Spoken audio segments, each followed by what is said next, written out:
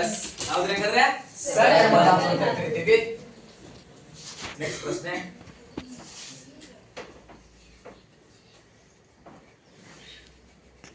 ಓಡುತ್ತಾನೆ ಇದರಲ್ಲಿರುವಂತಹ ಧಾತುವಿನ ಪ್ರಕಾರದ ಯಾವ ವಿಧಕ್ಕೆ ಬರುತ್ತೆ?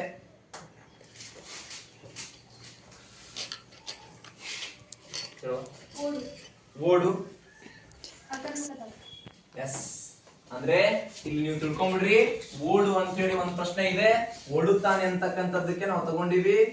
ಓಡುತ್ತಾನೆ ಅಂತಕ್ಕಂಥದ್ದು ಈ ಒಂದು ಕ್ರಿಯಾಪದದಲ್ಲಿ ಏನಿದೆ? ಒಂದು ಧಾತು ಇದೆ, ಒಂದು ಆಖ್ಯಾತ ಪ್ರತ್ಯಯವಿದೆ, ಒಂದು ಕಾಲಸೂಚಕ ಪ್ರತ್ಯಯವಿದೆ. ನೆನಪಿರ್ಲಿ, ಒಂದು ಕಾಲಸೂಚಕ ಪ್ರತ್ಯಯ ಇದೆ, ಒಂದು ಆಖ್ಯಾತ ಪ್ರತ್ಯಯ ಇದೆ, ಒಂದು ಧಾತುವಿದೆ. ಅದು ಯಾವುದೇ ಕ್ರಿಯಾಪದವಿದ್ರೂ ಕೂಡ ಆ ಕ್ರಿಯಾಪದದಲ್ಲಿ 3 ಅಂಶಗಳು ಬರ್ತಾವು. ಹಾಗಿದ್ರ ಓಡು ಅಂತಕ್ಕಂಥದ್ದು ಒಂದು ಧಾತುವಾಗಿದೆ. ನೋಡುತ್ತಾನೆ ಅಂದ್ರೂ ಕೂಡ ನೋಡು ಅನ್ನೋ ಧಾತು ಹೇಗೋ ಹಂಗೆ ಓಡುತ್ತಾನೆ ಅಂದಾಗ ಓಡು ಧಾತುವಾಗಿದೆ. ಇದು ಯಾವ ಧಾತು ಅಂತ ತಗೊಂಡಾಗ ನೀವು ಇದಕ್ಕೆ ಪ್ರಶ್ನೆ ಮಾಡ್ತೀರಿ, ಏನು, ಏನನ್ನು, ಯಾರನ್ನು ಇಷ್ಟೇ ಪ್ರಶ್ನೆ ಮಾಡಿಬಿಡ್ರಿ. ನಾಳೆ ಎಕ್ಸಾಮ್ ಅಲ್ಲಿ ಈ ತರದ ವಿಧದನ್ನ ಬಿಟ್ಟು ಬೇರೆ ಎಕ್ಸಾಂಪಲ್ ಕೊಡಬಹುದು. ಬೇರೆ ಹೊಸದನ್ನ ತೆಗೆದು ನಿಮಗೆ ಕೊಟ್ಟರು ಕೂಡ ಇದನ್ನ ಪ್ರಶ್ನೆ ಮಾಡ್ಕೊಳ್ರಿ. ಏನು ಓಡು, ಏನನ್ನು ಓಡು. ನೋಡ್ರಿ ಅಲ್ಲಿ ಪ್ರಶ್ನೆ ವಾಕ್ಯ ಸರಿ ಆಗ್ಲಿಲ್ಲ ಅಂದ್ರೆ ಉದಾಹರಣೆಗೆ ಇಲ್ಲಿ ಕೇಳುತ್ತಾನೆ ಅಂತಕ್ಕಂಥ ತಗೊಂಡ್ಬಿಡ್ತೇನೆ. ಈಗ ಕೇಳುತ್ತಾನೆ ಅಂತಕ್ಕಂತಹ ಈ ಕ್ರಿಯಾಪದದಲ್ಲಿ ಧಾತು ಯಾವ್ದು ಹಾಗಾದ್ರೆ? ಇದರಲ್ಲಿ ಹಂಗೆ ಕೇಳಿದ್ನ ಕೇಳು ಅಂತಕ್ಕಂಥದ್ದು. ಎಸ್, ಕೇಳು ಅನ್ನುವ ಧಾತು ಇದೆ.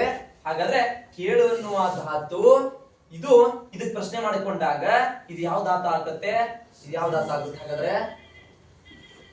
ಕಾರ್ತಿಕ ಸಕರ್ಮ ಧಾತು. ಅಂದ್ರೆ ಏನ್ ಕೇಳ್ತಾ ಇದಿ? ಏನನ್ನು ಕೇಳಾಕತ್ತಿ? ನೋಡಿ ಎಷ್ಟು ಚಂದ ಅದು ಕೂಡುತ್ತೆ, ವಾಕ್ಯ ಅದು ಪರಿಪೂರ್ಣಗೊಳ್ಳುತ್ತೆ. ಹಾಗಾಗಿ ನಾವು ಇದನ್ನ ಏನಂತ ಕರೆದಿವಿ? ಸಕರ್ಮ ಧಾತು. ಕರ್ಮಪದವನ್ನು ಬಯಸಿದ್ರೆ ಅದು ಸಕರ್ಮ, ಕರ್ಮಪದವನ್ನು ಬಯಸದೇ ಇದ್ರೆ ಅದು ಅಕರ್ಮ ಅಂತ ಹೇಳಿ ಬಳಸ್ತೇವೆ. ಇಷ್ಟೊಂದು ಪ್ರಶ್ನೆ ಮಾಡ್ಕೊಂಡ್ರೆ ಸಾಕು, ಇದು ಕನ್ಫ್ಯೂಸ್ ಆಗಲ್ಲ ನಿಮಗೆ. ಇದು ಒಂದು ಸಿಂಪಲ್, ನಿಮಗೆ ಒಂದ್ ರೀತಿ ಒಳಗಡೆ a + b² = a² + b² + 2ab ಅಂತ ಹೆಂಗೋ ಹಂಗೆ ಇದನ್ನು ಕೂಡ ನಾವು ಒಂದು ಟ್ರಿಕ್ಸ್ ತರ ತಗೋತೀವಿ. ಈ ರೀತಿ ಒಳ್ಳೆ ನೆನಪಿದ್ರೆ ಸಾಕು. ನೆಕ್ಸ್ಟ್ ಸರ್ದಿ ಯಾರಿದೆ? ನಿಮ್ದಿದೆನಾ? ನೆಕ್ಸ್ಟ್ ಮುಂದಕ್ಕೆ ಬರ್ತೇನೆ. ನೆಕ್ಸ್ಟ್ ಪ್ರಶ್ನೆ,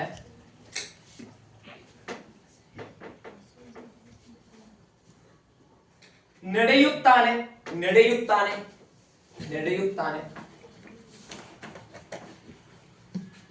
ಈ ನಡೆಯುತ್ತಾನೆ ಪದದ ಈ ಒಂದು ಕ್ರಿಯಾಪದದಲ್ಲಿನ ಆಖ್ಯಾತ ಪ್ರತ್ಯಯವನ್ನು ಗುರುತಿಸಿ. ನಡೆಯುತ್ತಾನೆ ಎನ್ನುವುದರ ಆಖ್ಯಾತ ಪ್ರತ್ಯಯ ಗುರುತಿಸಿರಿ.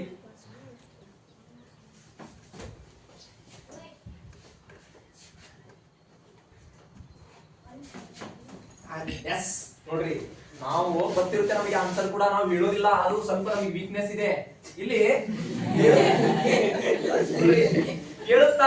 ನಡೆಯುತ್ತಾನೆ ಅಂದಾಗ ಇಲ್ಲಿ ಆನೆ. ನೆಕ್ಸ್ಟ್ ನಡೆಯುತ್ತಾಳೆ ಅಂದಾಗ ಅಲ್ಲಿ ಬರ್ತಕ್ಕಂಥ ಆಖ್ಯಾತ ಯಾವ್ದಿದೆ? ಲಾಸ್ಟ್ ಆಳೆಗೆ.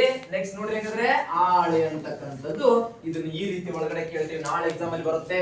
ಈ ಕೆಳಗಿನವುಗಳಲ್ಲಿ ಆಖ್ಯಾತ ಪ್ರತ್ಯಯವನ್ನು ತೆಗೆಯಿರಿ. ABCD ಕೊಟ್ಬಿಡ್ತಾರೆ. ಸಿಂಪಲ್ ಆಗಿ ಇನ್ನೊಬ್ರು ನೋಡೋ ಅವಶ್ಯಕತೆ ಇರಲ್ಲ. ನಾವು ಕಲ್ತ್ಕೊಂಡಿರ್ತೇವೆ ಸ್ಪಷ್ಟವಾಗಿ. ನಾವು ಇಂತಹ ವಿಶೇಷ ತರಗತಿನ ಒಳಗೊಂಡಂತೆ ಕಲ್ತಿರ್ತೇವೆ. ಅಲ್ಲಿ ಹಾಕ್ಬಿಡ್ತೇವೆ. ಸರಿ, ಇಲ್ಲಿ ಮುಗಿತು. ನೆಕ್ಸ್ಟ್ ಈಗ ಸರದಿ ಇವ್ರದ್ದು. ಈ ನಡೆಯುತ್ತಾನೆ ಪದದ ಕಾಲಸೂಚಕವನ್ನು ತಿಳಿಸಿ. ಕಾಲಸೂಚಕ ಪದವನ್ನು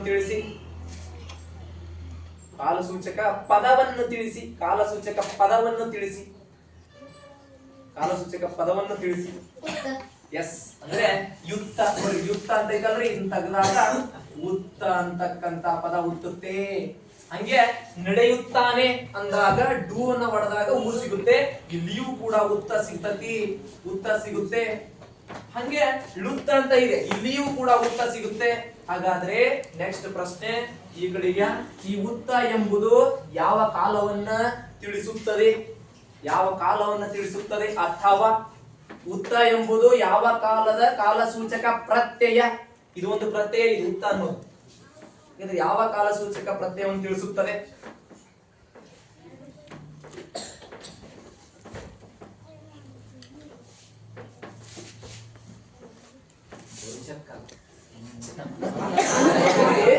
ನಮ್ಗೆ ಗೊತ್ತಾಗ್ಬೇಕು ಕಾಲ. ನಾಳೆ ಎಕ್ಸಾಮ್ ಅಲ್ಲಿ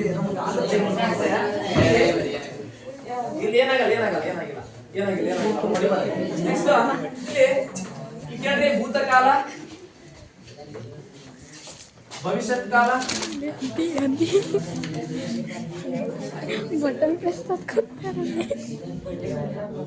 ಮೂರು ಹೌದಾ ನೋಡ್ರಿ. ನಿಮ್ಗೆ ತಿಳಿದೇ ಇರೋರು ತಿಳ್ಕೊಂಡ್ಬಿಡ್ರಿ. ನಾವು ಈ ಕಾಲಗಳನ್ನು ಪರಿಗಣನೆ ಮಾಡ್ಕೊಂಡಾಗ ಭೂತಕಾಲ ಗೊತ್ತೈತಿ, ಭೂತಕಾಲ, ಭವಿಷ್ಯತ್ ಕಾಲ ಗೊತ್ತಿದೆ, ವರ್ತಮಾನ ಕಾಲ ಗೊತ್ತೈತಿ. ಭೂತಕಾಲ ನಡೆದಿದ್ದು ಭೂತಕಾಲ, ಭವಿಷ್ಯತ್ ಕಾಲ ಮುಂದೆ ನಡೆಯೋದು, ನಮ್ಮ ಭವಿಷ್ಯ ಇನ್ನು ಮುಂದೆ ಐತಿ, ಮುಂದೆ ನಡೆಯೋದು. ವರ್ತಮಾನ ಕಾಲ ಈಗ ನಡೀತಾ ಇರುವಂತ. ಈಗ ಇದನ್ನ ನೋಡಿದಾಗ ಈ ಮೂರರಲ್ಲಿ ಇದು ಯಾವುದು ಉತ್ತ ಅನ್ನೋದು ನೋಡಿದಾಗ ನಡೆಯುತ್ತಾ ಇದ್ದಾನೆ, ನಡೆಯುತ್ತಾ ಹೊಂಟಾನ, ನಡೀತಾ ಇದ್ದಾನ. ಅಂದ್ರೆ ಉತ್ತ ಅಂತಕ್ಕಂಥದ್ದು ಯಾವ ಕಾಲ ತಿಳಿಸ್ತಿದ್ವು? ವರ್ತಮಾನ ತಿಳಿಸ್ತು. ನಡೀತಾ ಇದ್ದಾನೆ, ನಡೆಯುತ್ತಾ ಹೋಗುತ್ತಿದ್ದಾನೆ. ಇಷ್ಟು ಸಿಂಪಲ್ ಆಗಿದ್ದನ್ನ ನೋಡ್ಕೊಂಡ್ರೆ ಸಾಕು, ನಿಮಗೆ ಗೊತ್ತಾಗುತ್ತೆ. ನೆಕ್ಸ್ಟ್ ಪ್ರಶ್ನೆ ಯಾರದು ಸರದಿ? ನಿಮ್ಮದು ಸರದಿ. ಹಾಗಾದ್ರೆ ಭವಿಷ್ಯತ್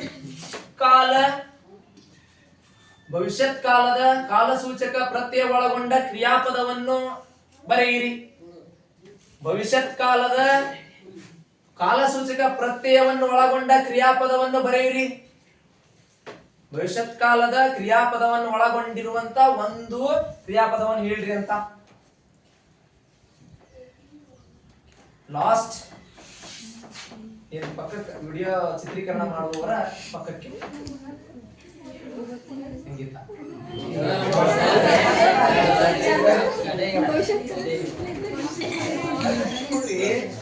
ಪ್ರಶ್ನೆ ಅರ್ಥ ಮಾಡ್ಕೊಳ್ರಿ. ಇಲ್ಲಿ ಪ್ರಶ್ನೆಗಳ ಅರ್ಥ ಆಗ್ಬೇಕು. ಮೊದಲ ಎಕ್ಸಾಮ್ ಅಲ್ಲಿ ನಾಳೆ ಯಾಕೆ ಕೊಡ್ತಾರ ಗೊತ್ತಿಲ್ಲಪ್ಪ, ಇದೇ ತರ ತೆಗಿಬಹುದು. ನಿಮ್ ಕನ್ಫ್ಯೂಸ್ ಮಾಡ್ಬೇಕಲ್ಲ, ಗೊತ್ತಿದ್ದದನ್ನ ಗೊತ್ತಾರ್ದಂಗ ಮಾಡಬೇಕಪ್ಪ. ನಿಮಗೆ ಇಷ್ಟು ಮಾಡಬಹುದು. ನಾನು ಹೇಳಿದ್ದೇನ್ರಿ ಭವಿಷ್ಯತ್ ಕಾಲ ತಾನೆ, ಭವಿಷ್ಯತ್ ಕಾಲ ತಾನೆ. ಹಾಗಿದ್ದಾಗ ಭವಿಷ್ಯತ್ ಕಾಲದ ಕ್ರಿಯಾಪದವನ್ನ ಕೊಡ್ರಿ ಅಂತಂದಾಗ ನೋಡ್ರಿ ಎಷ್ಟು ಚೆನ್ನಾಗಿ ಬರುತ್ತೆ ಅಂತ. ಯಾರು ಹೇಳ್ತಿರಪ್ಪ ಇದೆ? ಹೇಳ. ನಡೆಯುವ. ಸುಮ್ನಿರಿಪ್ಪ. ನಡೆಯುವ, ನಡಿಬೇಕು ಇನ್ನು. ನಡೆಯುವ ಭವಿಷ್ಯತ್ ಕಾಲ ಇನ್ನು ನಡೆಯುವ. ಆದ್ರೆ ಇಲ್ಲಿ ನಡೆಯುತ್ತಾ ಇಲ್ಲ, ಉತ್ತಾ ಇಲ್ಲ, ನಡೀತಾ ಇಲ್ಲ ಅವನು. ಇಲ್ಲಿ ಏನಿದೆ ಹಂಗಾದ್ರೆ ನಡೆಯುವ ಅಂದಾಗ ಹಾಗಾದ್ರೆ ಈ ರೀತಿ ಒಳಗಡೆ ಆತ ನಡೀತಾ ಇದ್ದಾನೆ. ಹಾಗಾದ್ರೆ ಇಲ್ಲಿ ಬರತಕ್ಕಂತ ಕಾಲಸೂಚಕ ಪ್ರತ್ಯಯ ಯಾವುದು? ನಡೆಯುವ.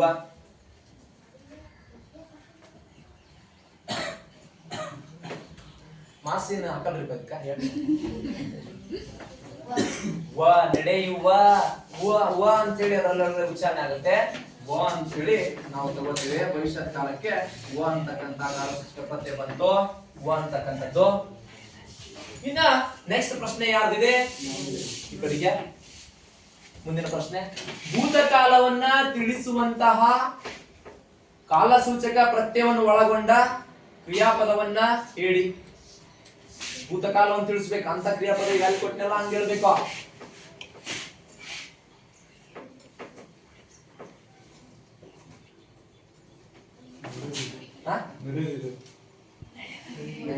ನೋಡ್ರಿ ಎಷ್ಟು ಸಿಂಪಲ್ ಐತದ, ಎಷ್ಟು ಸಿಂಪಲ್ ಐತಿ ನೋಡ್ರಿ.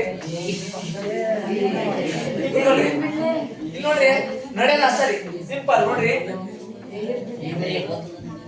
ನಡೆಯದ ದ ಅಂತೇಳಿ ಇರುತ್ತೆ. ಹಾಗಾದ್ರೆ ದ ಅವ್ನು ನಡೆದ ಆಗಿದೆ ಅಂತ. ದ ಅಂತಕ್ಕಂಥದ್ದು ಭೂತಕಾಲ ತಿಳಿಸ್ತತಿ, ಮುಗಿದೋಗೈತಿ. ನಡೆಯದ, ಕೇಳಿದ, ನೋಡಿದ, ಮಾಡಿದ, ನೋಡ್ರಿ ದ ಮುಗಿದೋಗೈತಿ ಅಂತಕ್ಕಂಥದ್ದನ್ನ ತಿಳಿಸುತ್ತೆ. ಹಾಗಾಗಿ ಇದು ಭೂತಕಾಲವನ್ನ ತಿಳಿಸಿದ್ರೆ ಹೋಗುವ, ಬರೆಯುವ, ಮುಂದಿನ ಭವಿಷ್ಯತ್ ಕಾಲ ತಿಳಿಸುತ್ತೆ. ನಾಳೆ ಎಕ್ಸಾಮ್ ನಾಗ ಇವ್ ಮೂರಾಗ ಒಂದ್ ಫಿಕ್ಸ್ ಕ್ವಶನ್, ಮತ್ತೆ ಇವ್ ಮೂರೊಳಗೆ ಒಂದ್ ಫಿಕ್ಸ್ ಕ್ವಶನ್ ಅಂತ ಹೇಳತ್ತೀನಿ ನಿಮ್ಗೆ.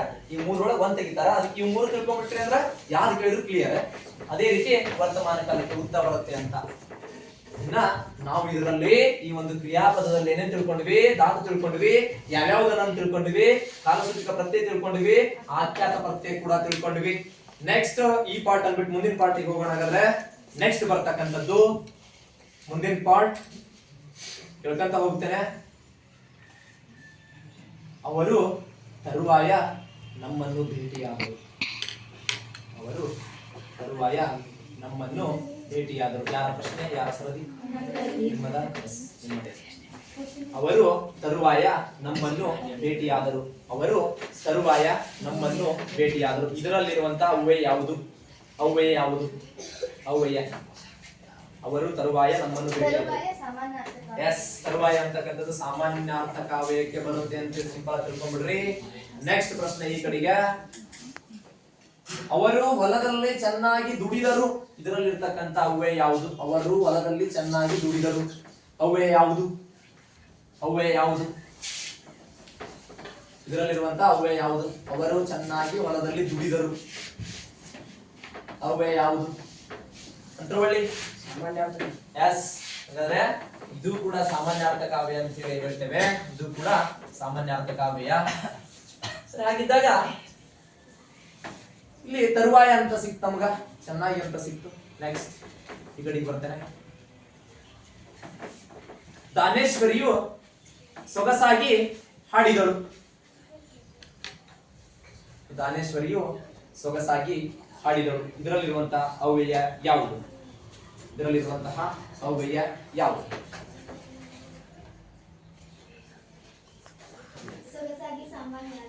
ಎಸ್, ಸೊಗಸಾಗಿ ಅಂತಕ್ಕಂಥದ್ದು ಸಾಮಾನ್ಯಾರ್ಥಕ ಅವ್ಯಯ. ಕ್ರಿಯೆ ನಡೆದ ರೀತಿಯನ್ನ, ಕ್ರಿಯೆ ಹೆಂಗೆ ನಡೀತು ಅನ್ನೋದನ್ನು ತಿಳಿಸುವಂತಹ ಅವ್ಯಯಗಳು ಯಾವುವು? ಕ್ರಿಯೆ ನಡೆದ ರೀತಿಯನ್ನು ತಿಳಿಸುವಂತಹ ಅವ್ಯಯಗಳು. ಕ್ರಿಯೆ ಹೆಂಗೆ ನಡೀತು ಅನ್ನೋದನ್ನು ತಿಳಿಸುವಂತ ಅವ್ಯಯಗಳು ಯಾವುವು? ಕ್ರಿಯೆ ನಡೆದ ರೀತಿಯನ್ನು ತಿಳಿಸುವ ಅವ್ಯಯಗಳು ಯಾವುವು? ಕ್ರಿಯಾರ್ಥಕ ಅವ್ಯಯ.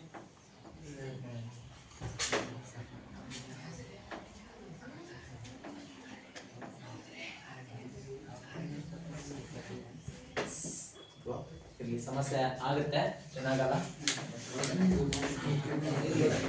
ನೆಕ್ಸ್ಟ್, ಕ್ರಿಯೆ ಹಿಂಗೆ ನಡೀತು ಅಂತ ನೋಡಿ. ಇಲ್ಲಿ ನಾವು ತಿಳ್ಕೊಂಡ್ವಿ, ಒಂದ್ ಅರ್ಥದಲ್ಲಿ ಚೆನ್ನಾಗಿ ಅಂತ ತಿಳ್ಕೊಂಡಿದ್ವಿ.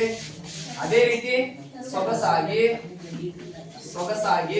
ಅದೇ ರೀತಿ ತರುವಾಯ ಅಂತ ತಿಳ್ಕೊಂಡ್ವಿ. ಇದು ತಿಳ್ಕೊಂಡ್ರೆ ಸಾಕು, ನಾಳೆ ಎಕ್ಸಾಮ್ ಯಾವ ಬಂದ್ರು ಬರೀತೀರಿ. ಇಲ್ಲಿ ಕ್ರಿಯೆ ಅಂತಕ್ಕಂಥದ್ದು ಒಂದು ಕ್ರಿಯೆ ನಡೆದಿರುತ್ತೆ. ಇಲ್ಲಿ ಕ್ರಿಯೆ ಇರುತ್ತೆ. ಇದು ಪ್ರತಿಯೊಂದಕ್ಕೂ ಕೂಡ ಹೆಂಗ ಹಾಡಿದ, ಕ್ರಿಯೆ ಹೆಂಗ್ ನಡೀತು, ಹೆಂಗ್ ನಡೀತಿದ್ ಕ್ರಿಯೆ? ಚೆನ್ನಾಗಿ ಅಂದ್ರೆ ಇಲ್ಲಿ ಕ್ರಿಯಾಪದ ಇರುತ್ತೆ. ಕ್ರಿಯಾಪದದಲ್ಲಿ ಹಾಡಿದಳು. ಹೆಂಗ್ ಹಾಡಿದ್ಲು?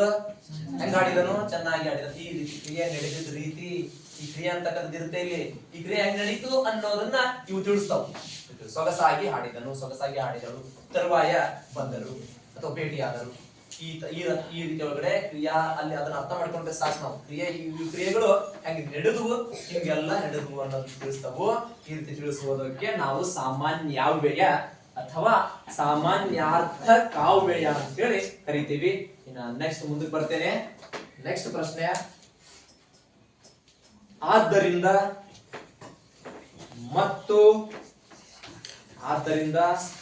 ಮತ್ತು ಬರುವ ಅವ್ಯಯ ಯಾವುದು? ಸಂಬಂಧಾರ್ಥಕ ಅವ್ಯಯ ಅಂತ ಹೇಳಿ ಕರಿತೀವಿ. ಆದ್ದರಿಂದ ಮತ್ತು ಅಂತ ಹೇಳಿ ಕರಿತೇವೆ. ಇನ್ನು ಅದೇ ರೀತಿ ಅದರೊಳಗಡೆ ಈ ರೀತಿ ಒಳಗಡೆ ಕೂಡ ಬಂದಿರುತ್ತಾವು. ಹೂ ಅಂತ ಹೇಳಿ ಕೂಡ ಬಂದಿರುತ್ತೆ. ಹೂವು, ಆದ್ದರಿಂದ ಮತ್ತು ಒಂದು ಹೂ. ಯಾಕೆಂದ್ರೆ ರಾಮನು, ಲಕ್ಷ್ಮಣನು, ಸೀತೆಯು ಕಾಡಿಗೆ ಹೋದರು. ನೋಡ್ರಿ, ಅಲ್ಲಿ ಸಂಬಂಧಗಳನ್ನ ಸೂಚಿಸ್ತಾ ಒಂದಕ್ಕೊಂದು ಸಂಬಂಧ ಕಲ್ಪಿಸವು.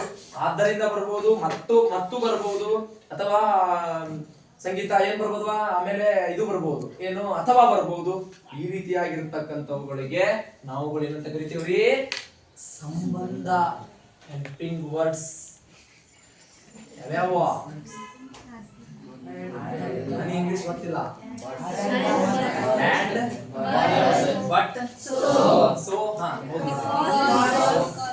ಬಿಕಾಸ್, ದಟ್, ಈ ತರ ಇವುಗಳು ಏನಾಗ್ತಾವ್ರಿ?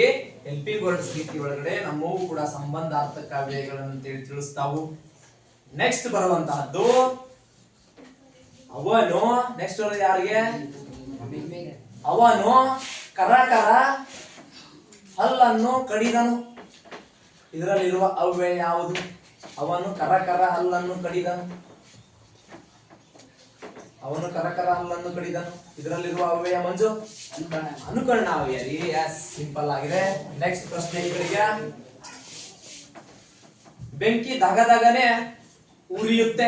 ಬೆಂಕಿ ಧಗಧಗನೆ ಉರಿಯುತ್ತೆ. ಇದರಲ್ಲಿರುವ ಅವ್ಯಯ ಬಿಂದು ಧಗಧಗ ಅನುಕರಣ. ಧಗಧಗ ಅಂತಕ್ಕಂಥದ್ದು ಅನುಕರಣ ಅವ್ಯಯ ಬರುತ್ತೆ. ನೆಕ್ಸ್ಟ್ ಪ್ರಶ್ನೆ.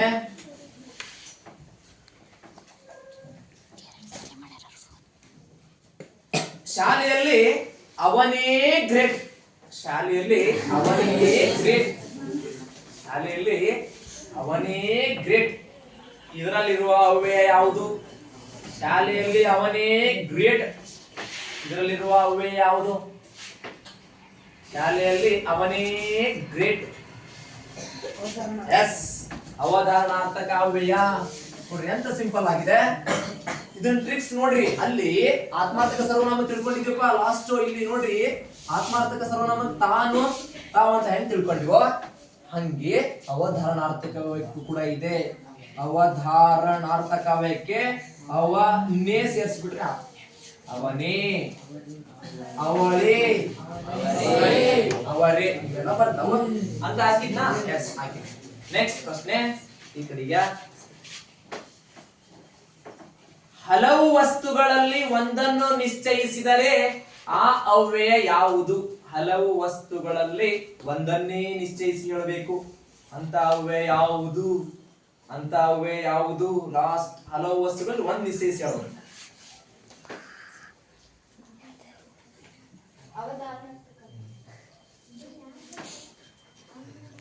ಹೇಳ್ಕೊಟ್ರಾ?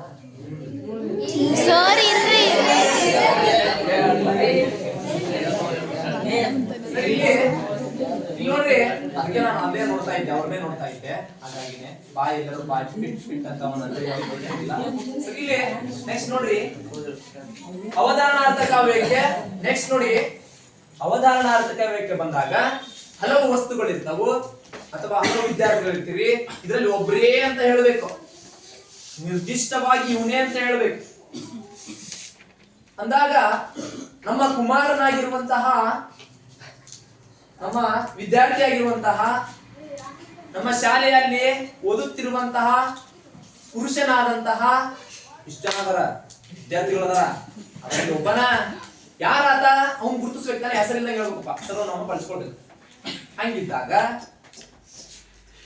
ನಾನ್ ಬಟ್ಟಿರ್ತದೆ ಇವನೇ ಇದಾತಾನ. ಎಲ್ಲರೂ ಇದಾತೀರ ಎಲ್ಲ ಇವರೇ ಇದಾತಾರ ಎಲ್ಲ. ಹಂಗಿದ್ದಾಗ ಇವನೇ, ಇವಳೇ ಅಂತಕ್ಕಂಥವುಗಳು ಹಲವು ವಸ್ತುಗಳಲ್ಲಿ ಒಂದನ್ನೇ ನಾವು ನಿಶ್ಚಯಿಸಿ ಹೇಳಿದ್ರೆ ಅದನ್ನ ನಾವು ಅವಧಾರಣಾರ್ಥಕ ಅವ್ಯಯ ಅಂತ ಕರಿತೀವಿ. ನೆಕ್ಸ್ಟ್ ಪ್ರಶ್ನೆ ಯಾರಿಗೆ? ಇಲ್ಲಿ. ಅಯ್ಯೋ ಬೆಂಕಿ, ಅಯ್ಯೋ ಬೆಂಕಿ. ಪ್ರಸ್ತುತ 2025ರ ವಿದ್ಯಮಾನದಲ್ಲಿ ಚಂದಾದಾರರು ವೀಕ್ಷಿಸುವಂತಹ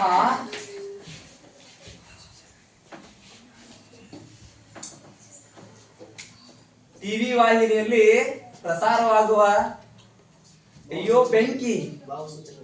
ಎಸ್ ನೋಡ್ರಿ, ಎಸ್ ನೋಡ್ರಿ ಇಲ್ಲಿ ನೋಡ್ರಿ. ಈಗಲೂ ಕೂಡ ಈ ಅಡ್ವರ್ಟೈಸ್ ನೋಡಿದ್ದೀರಾ ನೀವೆಲ್ಲ, ಕೇಳಿ ಅಯ್ಯೋ ಬೆಂಕಿ ನೋಡ್ರಿ. ನೋಡ್ರಿ ಅದನ್ನ ಕೇಳಿ. ನಮ್ಮಲ್ಲಿ ಒಂದು ಸಣ್ಣ ಪಾಪ ಬಂದಿತ್ತು ಮೊನ್ನೆ, ಅದು ಅಡ್ವರ್ಟೈಸ್ ನೋಡಿ ಅಯ್ಯೋ ಬೆಂಕಿ ಅಂತ. ಅದು 1 ವರ್ಷ ತುಂಬಿಲ್ಲ, ಅದಕ್ಕಿನ್ನ 1 ವರ್ಷ ತುಂಬಿಲ್ಲ, ಅದು ಅಯ್ಯೋ ಬೆಂಕಿ ನೋಡ್ರಿ ಎಷ್ಟು ಚೆನ್ನಾಗಿ ಬೆಂಕಿ ಅಟ್ಯಾಕ್ ಮಾಡಿದೆ ಅಂತ. ಇನ್ನ ನೆಕ್ಸ್ಟ್ ಪ್ರಶ್ನೆಗೆ ಬರ್ತೇನೆ.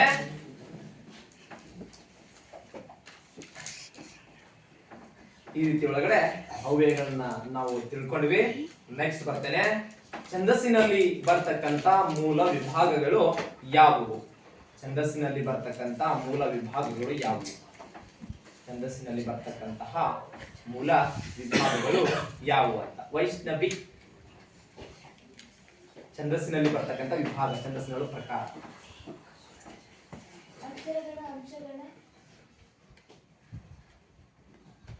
ಯಾಕಡೆ ಹೇಳ್ತೀರಪ್ಪ? ಛಂದಸ್ಸಿನಲ್ಲಿ ವಿಭಾಗಗಳು ಪ್ರಕಾರಗಳು ಛಂದಸ್ಸಿನಲ್ಲಿ ಮೂಲವಾಗಿ ಪ್ರಕಾರಗಳು ವಿಧಗಳು ಹೆಂಗೆ ಸಂಧಿ ಅಂದ ತಕ್ಷಣ ವಿಧಗಳು ಹೇಳ್ತಿರಲ್ಲ ಹಂಗೆ ಇಲ್ಲಿ ವಿಧಗಳಿದಾವಲಿಕ್ಕೆ ಯಾವ ವಿಭಾಗಗಳು ಅಂತ ಸರಿ ಯಾರು ಹೇಳ್ತೀರಾ ಛಂದಸ್ಸಿನಲ್ಲಿ ವಿಭಾಗಗಳು ಆನಂದ ಎಸ್ ಗುಡ್ ಇಲ್ವಾ ಕವಿಚಿತ ರಾಸ ಯತಿ ಗಣ ಅಂತ ನೋಡಿ ಇವ ಇಷ್ಟ 1 2 3 ಈ 3 ವಿಭಾಗಗಳದಾವು ಛಂದಸ್ಸಲ್ಲಿ ಮೂಲಭೂತವಾಗಿ 3 ವಿಭಾಗಗಳಿದಾವು ನೆಕ್ಸ್ಟ್ ಪ್ರಶ್ನೆಗೆ ಬರ್ತೇನೆ ಹಾಗಾದ್ರೆ ಪ್ರಾಸದಲ್ಲಿ ವಿಧಗಳೆಷ್ಟು ಪ್ರಾಸದಲ್ಲಿ ವಿಧಗಳೆಷ್ಟು ಪ್ರಾಸದಲ್ಲಿ ವಿಧಗಳೆಷ್ಟು ಪ್ರಾಸದಲ್ಲಿ ವಿಧಗಳು ಕೊಟ್ರೇಶಿ 3 ವಿಧಗಳಿದಾವು ಹಾಗಾದ್ರೆ ಅವು ಯಾವ್ಯಾವ ನೀನ ಹೇಳ ಅಂತ್ಯಪ್ರಾಸ ಆಗಿ ಎಸ್ ಈ ಪ್ರಾಸದಲ್ಲಿ ಆದಿಪ್ರಾಸ ಮಧ್ಯಪ್ರಾಸ ಅಂತ್ಯಪ್ರಾಸ ಅಂತಕ್ಕಂಥದ್ದು ಬರ್ತಾ ಇದೆ ಆಳಿತಿರುವ ಯಾರ ಕುತ್ಕೊಳಪ್ಪ ನೆಕ್ಸ್ಟ್ ಪ್ರಶ್ನೆ ನೆಕ್ಸ್ಟ್ ರೀ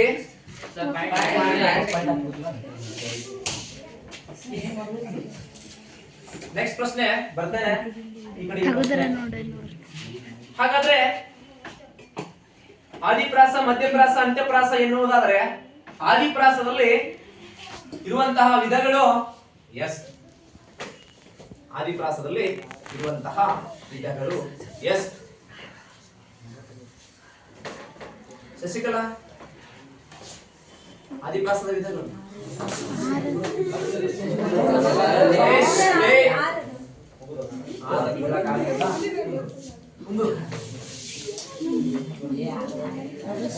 ನೆಕ್ಸ್ಟ್ ಪ್ರಶ್ನೆ ಕಡೆ ಬರ್ತೇನೆ ಹೌದು ಸಿಂಹಪ್ರಾಸ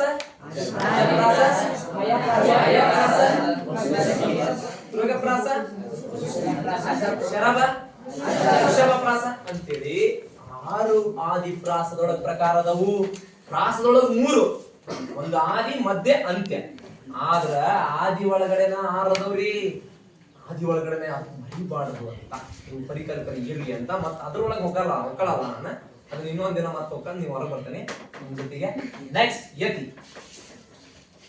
ಯತಿ ಎಂದರೆ ಏನು ಪ್ರಶ್ನೆ ಯಾರಿಗೆ ಯತಿ ಎಂದರೇನು ಯತಿ ಎಂದರೇನು ಯತಿ ಎಂದರೇನು ಯತಿ ಎಂದರೇನು 1 ಅಂಕದ ಪ್ರಶ್ನೆ ನೇರವಾಗಿ ಬರುತ್ತೆ ಎಕ್ಸಾಮ್ ಅಲ್ಲಿ ನೆನಪಿರ್ಲಿ 1 ಅಂಕದ ಪ್ರಶ್ನೆ ನೇರವಾಗಿ ಬರುತ್ತೆ ಇದು ಮಾತ್ರ ಫಿಕ್ಸ್ ಕ್ವಶನ್ಸ್ ಯತಿ ಎಂದರೇನು ಡಿಸ್ಕಸ್ ಮಾಡಿ ಹೇಳ ಧೈರ್ಯ ಮಾಡ್ಕೊಳ್ಳ ಮನ್ಸ್ ಗಟ್ ಮಾಡ್ಕೊಳ್ಳ ನೀನ ಸ್ವಲ್ಪ ಹೋಗಿ ಒಂದೇ ಅಂದ್ರೆ ಹೋಗಿ ಏನೋ ಹೋಗಿ ನೀನು ತಿಳಿದು ಹೋಗಿ ಯಾವ್ದಾರ ನಿಂತು ಕುಂದ್ರತ್ಲಾಗ ಇಲ್ಲಿ ಸಾಲಿ ಏನೋ ಹೋಗಿ ಸರಿ ನೆಕ್ಸ್ಟ್ ಹಾಗಾದ್ರೆ ಇದು ಪಾಸ್ ಕ್ವಶನ್ಸ್ ಇರೋದಿಲ್ಲ ಯಾರು ಹೇಳ್ತೀರಾ ಯತಿ ಅಂದ್ರೆ ಯಾರು ಹೇಳುವ ಅರ್ಥಕ್ಕೆ ಲೋಪ ಬಾರದಂತೆ ಪದ್ಯದಲ್ಲಿ ನಿಲ್ಲುವ ಸ್ಥಳ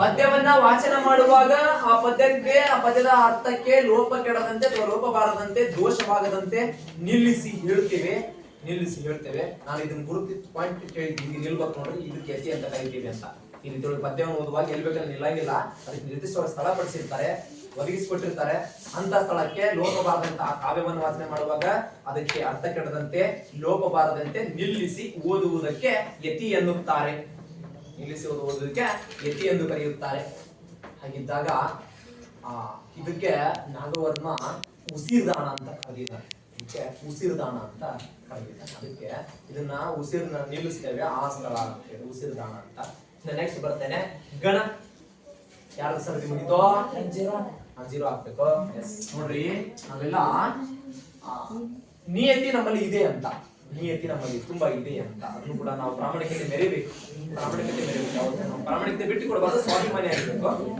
ನೆಕ್ಸ್ಟ್ ಈ ಕಡೆ ಪ್ರಶ್ನೆ ತಡ್ರಿಪ್ಪ. ಗಣದಲ್ಲಿನ ಪ್ರಕಾರಗಳನ್ನ ಹೆಸರಿಸಿ. ಗಣದಲ್ಲಿನ ಪ್ರಕಾರಗಳನ್ನ ಹೆಸರಿಸಿ. ಗಣದಲ್ಲಿನ ಪ್ರಕಾರಗಳನ್ನ ಹೆಸರಿಸಿ. ಪ್ರಿಯಾ ಅಕ್ಷರಗಳ ಅಂಶಗಳ ರುದ್ರಗಳ.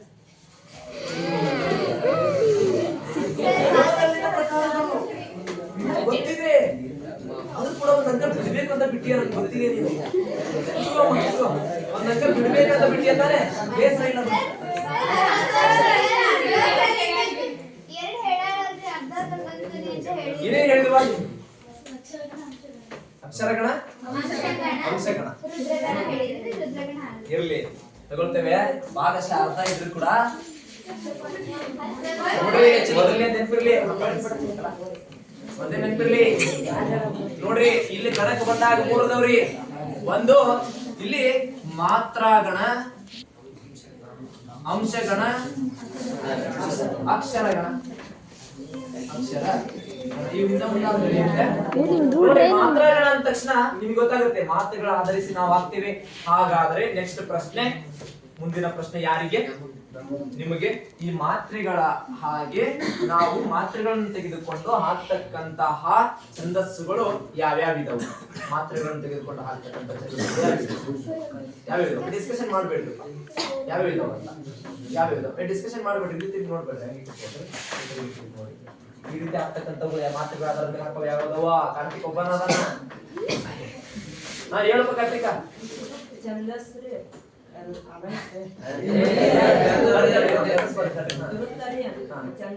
ಕಂದ ಪದ್ಯ ರಗಳೆ.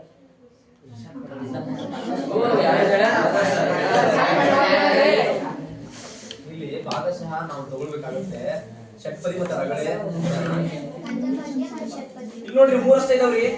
ಮಾತ್ರೆಗಳ ಆಧಾರದಿಂದ ನಾವು ಹಾಕೋದು ಅಂದ್ರೆ ಷಟ್ಪದಿ ಹಾಕ್ತೇವೆ. ನೆಕ್ಸ್ಟ್ ಕಂದ, ರಗಳೆ, ಇವು ಮೂರಿದಾವೆ ಆಯ್ತ್ರಿ. ಇಲ್ಲಿ ಮೂರಿದಾವು. ಮಾತುಗಳ ಆಧರಿಸಿ ನಾವು ಹಾಕೋದಂದ್ರೆ ಷಟ್ಪದಿ, ಕಂದ, ರಗಳೆ ಇದಾವು. ಹಿಂಗಿರುವಾಗ ಈ ಮೂರಕ್ಕೆ ಮಾತ್ರ ನಾವು ಮಾತ್ರೆಗಳನ್ನ ತಗೋತೀವಿ. ಉಳಿದೋಕೆಲ್ಲ ಇಲ್ಲಿ ಇವಕ್ಕೆ ತಗೊಳ್ಳೋದಿಲ್ಲ. ಅಂಶ ಬೇರೆ ಆಗುತ್ತೆ. ಅಂಶನ ಒಂದಿಷ್ಟು ಅಂಶ ಅಂತ ತಗೋತೀವಿ. ಅಕ್ಷರಕ್ಕೆ ಅಕ್ಷರಗಳನ್ನ ಏರಿಸಿ ಹಾಕ್ತೇವೆ. 1 2 3 ಅಂತಂದು 1 2 3ಕ್ಕೆ ಒಂದ್ ಗೆರೆ, ಮತ್ತು 1 2 3ಕ್ಕೆ ಒಂದ್ ಗೆರೆ. ಹಿಂಗಾಗಿ ಇವುಗಳ ಅಕ್ಷರ ಗಣಗಳು ಆಗ್ತಾವಂತ ತಂಡ ಎತ್ತೈತೆ. ಅದಕ್ಕೆ ಕುತ್ಕ ಮಾಡಿರಪ್ಪ, ಬಿಡಿ ಬಿಡಿ ಕುತ್ಕೊಂಡ್ರೆ ಮನೆಗೆ ಹೋದ್ನಲ್ಲ, ಆಮೇಲೆ ಹೋಗ್ವಂತೆ ಮಕ್ಕ ಅಂತ ಹೇಳ್ತಾ. ಇನ್ನ ನೆಕ್ಸ್ಟ್ ನೋಡ್ರಿ, ಇಲ್ಲಿ ಷಟ್ಪದಿ, ಕಂದಪದ್ಯ, ರಗಳೆ ಕ್ಲಿಯರ್. ನೆಕ್ಸ್ಟ್ ಪ್ರಶ್ನೆ ಯಾರಿಗೆ? ಯಾರಿಗೆ? ನಿಮಗೆ. ಹಾಗಾದ್ರೆ ಷಟ್ಪದಿಯಲ್ಲಿ ಎಷ್ಟು ವಿಧಗಳಿವೆ? ಷಟ್ಪದಿಯಲ್ಲಿ ಎಷ್ಟು ವಿಧಗಳಿವೆ?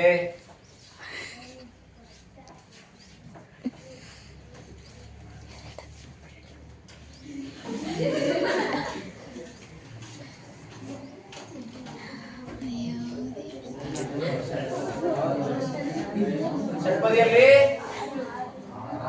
6 ವಿಧ ಇದಾವು. ಕ್ಲಿಯರ್. ಷಟ್ಪದಿಯಲ್ಲಿ 6 ವಿಧಗಳಿವೆ. ಮನೋಜಿ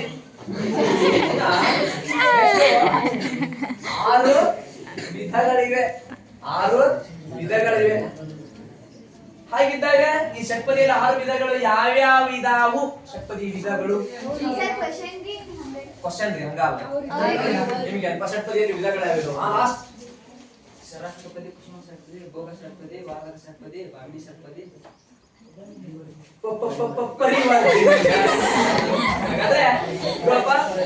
ಹಾಗಾದ್ರೆ ನಮ್ಗೆ ನೋಡಿ ಷಟ್ಪದಿ ಕ್ಲಿಯರ್. ಷಟ್ಪದಿ ಒಂದು clear.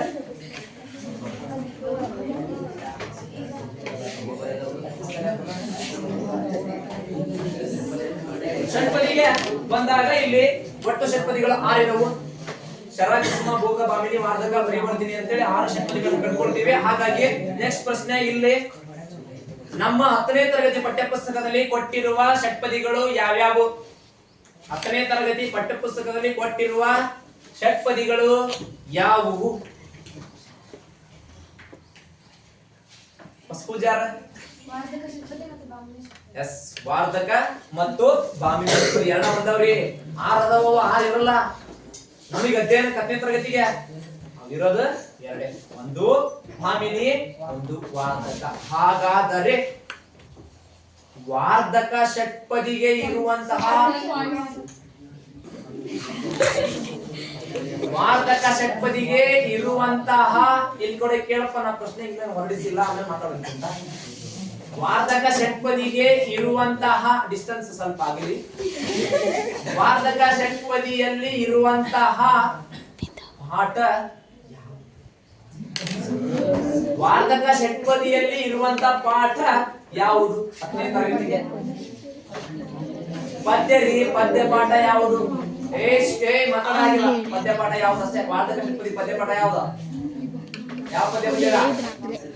Simple question. Jilani, Manoj,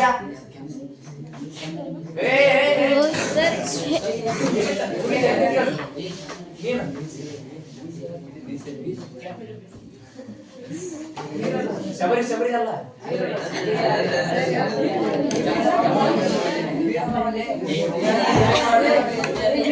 zero ಬಂದದ್ಬಿಡು. ಹೇಳ್ರಿ ಇಲ್ಲಿ ಏನಾದ್ರು ಸಮಸ್ಯೆ ಏನಿಲ್ಲ, ಸಮಸ್ಯೆ ಏನಿಲ್ಲ.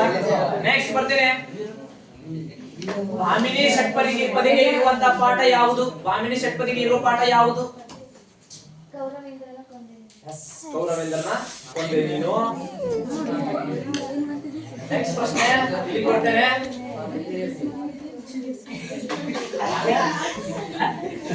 ಒಂದು ಪಾಠ ಅಂತ ಕೇಳ್ತಿದ್ವಿ.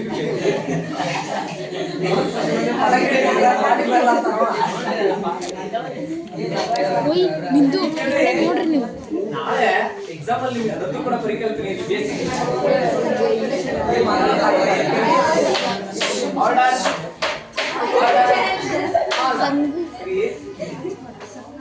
ಕೇಳ್ರಿ. ವಾರ್ಧಕ ಷಟ್ಪದಿ ಅಂತ ಬಂದಾಗ, ವಾರ್ಧಕ ಷಟ್ಪದಿ ಅಂತ ಬಂದಾಗ, ವಾರ್ಧಕ ಷಟ್ಪದಿಯಲ್ಲಿ ನಮಗೆ ಪದ್ಯ ಗೊತ್ತಾದ್ರೆ ಸಾಕು. ವೀರ ಲವ ವಾರ್ಧಕ ಕಿರೆ, ವೀರ ಲವ ವಾರ್ಧಕ ಕಿರೆ.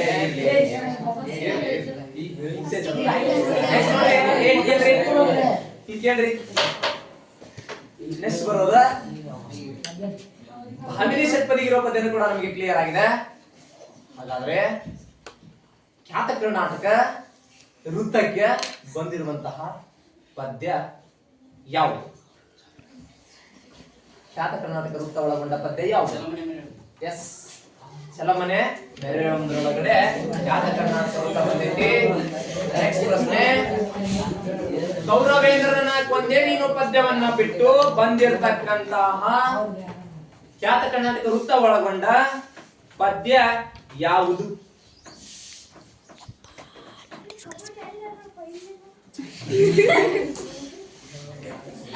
ಫೋನ್ ಗೊತ್ತಿಲ್ದಾರನೇ ಗಿರಿಜಾ,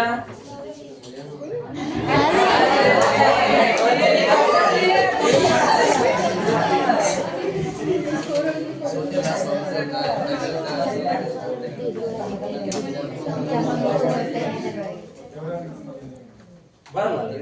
ಕೌರವೇಂದ್ರನ ಕೊಂದೆ ನೀನು ಬರಲ್ಲ. ಖ್ಯಾತ ಕರ್ನಾಟಕ ವೃತ್ತ ಒಳಗೊಂಡಿದ್ದು 2 ಪದ್ಯ ಐತ್ರಿ. ಒಂದು ಕೆಮ್ಮನೆ ಮೀಸೆ ಹೊರ್ತೇನೆ, ಇನ್ನೊಂದು ಚಲಮನೆ ಮೇಲೆ ಅಂತಕ್ಕಂಥ. ಇವೆರಡೂ ಕೂಡ ಖ್ಯಾತ ಕರ್ನಾಟಕ ವೃತ್ತವನ್ನು ಒಳಗೊಂಡಿವು.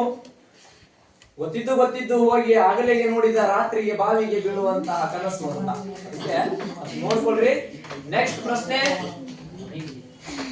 ನೆಕ್ಸ್ಟ್ ನಮ್ಮ ಹುಡುಗರಿಗೆ ಬರ್ತಕ್ಕಂಥ ಪ್ರಶ್ನೆ ಜೋರಾಗಿ ಬರ್ತಾ ಇದೆ, ರಭಸದಿಂದ ಬರ್ತಾ ಇದೆ. ಅರ್ಜುನನಿಗೆ ನೀಡಿರ್ತಕ್ಕಂಥ ಶಿವನ ಪಾಶುಪ ಶಾಸ್ತ್ರವನ್ನ ಹೊತ್ತು ಬರ್ತಾ ಇದೆ.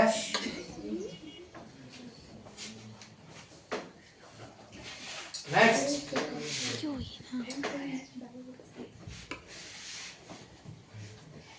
ಒಂದು ಪದ್ಯಕ್ಕೆ ಎಷ್ಟು ಸಾಲುಗಳು?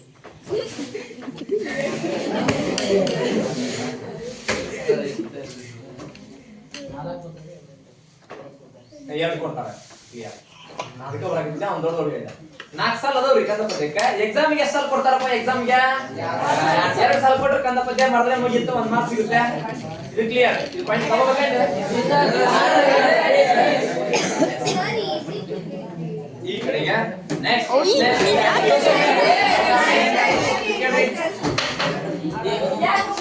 ಕೇಳ್ರಿ.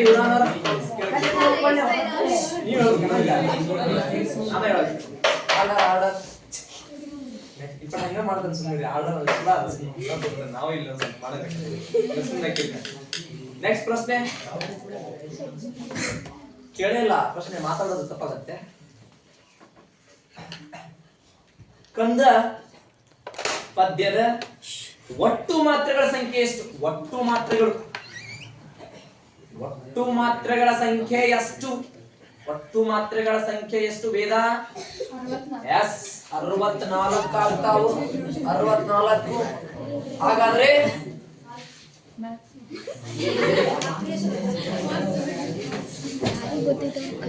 ನೆಕ್ಸ್ಟ್ ಪ್ರಶ್ನೆ, ಉತ್ತರಾರ್ಧ ಮಾತ್ರೆಗಳ ಸಂಖ್ಯೆ ಎಷ್ಟು? ಉತ್ತರಾರ್ಧ ಮಾತ್ರೆಗಳ ಸಂಖ್ಯೆ ಎಷ್ಟು?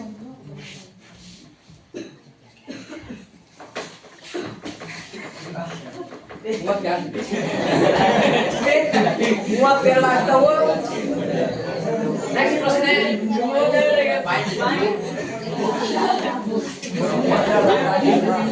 ನೆಕ್ಸ್ಟ್ ಪೂರ್ವಾರ್ಧ ಮಾತ್ರೆಗಳ ಸಂಖ್ಯೆ ಎಷ್ಟು?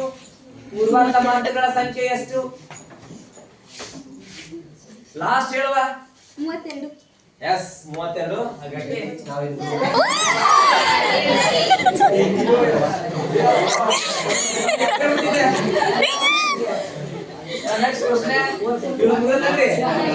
ನೆಕ್ಸ್ಟ್ ಪ್ರಶ್ನೆ ನಿಮಗೆ ಹಾಗಾದ್ರೆ ಕಂದ್ಯ ಪದದಲ್ಲಿ ಪರೀಕ್ಷೆಯಲ್ಲಿ 2 ಸಾಲು ಕೊಟ್ಟಿರ್ತಾರೆ. ಅದರಲ್ಲಿ ಮೊದಲನೇ ಸಾಲಿನ ಮಾತ್ರೆಗಳ ಸಂಖ್ಯೆ ಎಷ್ಟು? ಮೊದಲನೇ ಸಾಲಿನ ಮಾತ್ರೆಗಳ ಸಂಖ್ಯೆ ಎಷ್ಟು? ಮೊದಲನೇ ಸಾಲಿನ ಮಾತ್ರೆ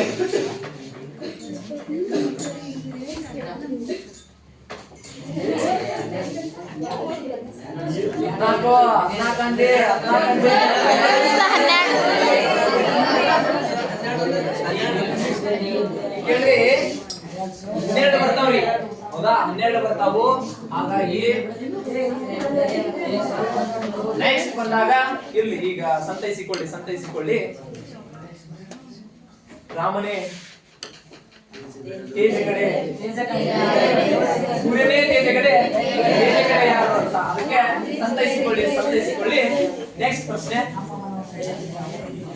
ಈ ಕಡೆ ಪ್ರಶ್ನೆ, ಎರಡನೇ ಸಾಲಿನ ಮಾತ್ರ ಎಷ್ಟು? ಕಂದ ಪದ್ಯದ ಎರಡನೇ ಸಾಲಿನ ಮಾತ್ರ ಎಷ್ಟು? ಕಂದ ಪದ್ಯದ ಎರಡನೇ ಸಾಲಿನ ಮಾತ್ರ ಎಷ್ಟು?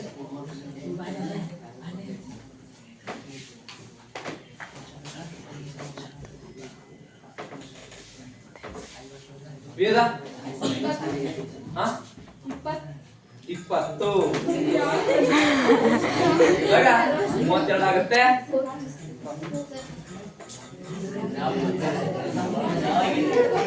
ನೆಕ್ಸ್ಟ್ ನೋಡಿ, ಇಲ್ಲಿ ಕೇಳ್ರಿ. ನೆಕ್ಸ್ಟ್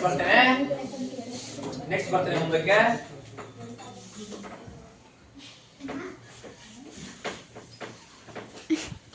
ರಗಳೆ ಎಲ್ಲಿನ ವಿಧಗಳು ಯಾವ್ಯಾವು? ರಗಳೆಯಲ್ಲಿ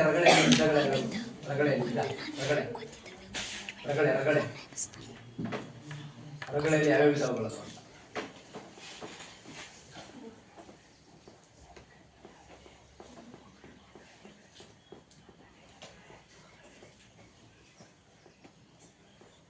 ಧನುಷ್, ಮಂದಾನಿಗಳೇ ಉತ್ಸಾಹ ಇರ್ತದೆ, ಲಲಿತ ರಗಳೆ.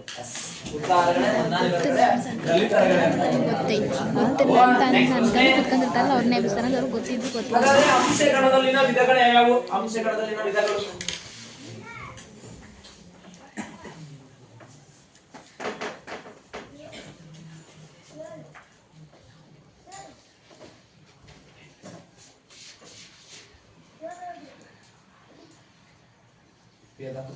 ವೇದಾಂತ ಪಕ್ಕಕ್ಕೆ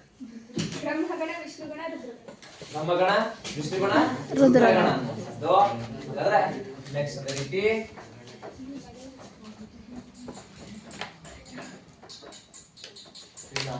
ಇಲ್ಲಿ ನಮ್ಮ ಹುಡುಗರಿಗೆ ಪ್ರಶ್ನೆ, ಇದು ಲಾಸ್ಟ್ ಕ್ವಶನ್ಸ್ ಆಗುತ್ತೆ. ಇಲ್ಲಿ ಕೇಳ್ತೇನೆ, ಎಂಟು ಮಾಡ್ತೇನೆ, ಸಾಕು ಮುಗಿಸೋಣ ಅಂತ.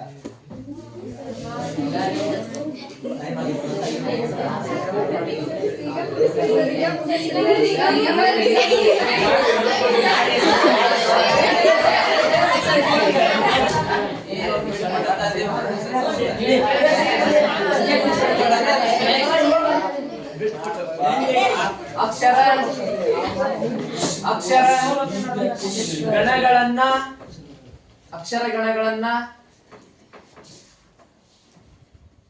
ಎಷ್ಟೆಷ್ಟು ಅಕ್ಷರಗಳಂತೆ ವಿಭಾಗ ಮಾಡುತ್ತಾರೆ? ಅಕ್ಷರ ಗಣಗಳನ್ನು ಎಷ್ಟೆಷ್ಟು ಗಣಗಳಂತೆ ವಿಭಾಗ ಮಾಡುತ್ತಾರೆ? ಈ ಕಡೆ ಸರ್ಕೊಡ್ರಿ, ಜೋಡಿ ಜೋಡಿ ಹಾಕ್ಬೇಡ್ರಿ. ಬರ್ರಿ,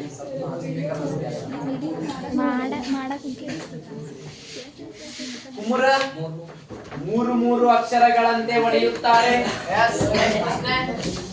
ಕಡೆಯ ಪ್ರಶ್ನೆ. ಹಾಗಾದರೆ ಅಕ್ಷರ ಗಣದಲ್ಲಿನ ಪ್ರಕಾರಗಳು ಎಷ್ಟು? ಅಕ್ಷರಗಣಗಳಲ್ಲಿನ ಪ್ರಕಾರಗಳು ಎಷ್ಟು? ಅಕ್ಷರಗಣಗಳಲ್ಲಿನ ಪ್ರಕಾರಗಳು ಎಷ್ಟು? ಹೇಳು. ಎಂಟಿದಾವು. ಸರಿಯಾಗುತ್ತೆ. ಹಾಗಾದ್ರೆ ನಾವು ಇಲ್ಲಿಂದ ಆರಂಭ ಮಾಡಿದ್ವಿ, ಇಲ್ಲಿಗೆ ಮುಗಿಸಿದ್ವಿ. ಇಲ್ಲಿ ಅಂಕಗಳಿಗೆ ಬಂದಾಗ ಇಲ್ಲಿ ಸಮಸಮನಾಗಿ 15 ಬಂದೈತಿ, ಇಲ್ಲಿ 16 ಇಲ್ಲಿ 16 ಆಗೈತಿ. ಅದ್ರ ಒಂದೇ ಅಂಕ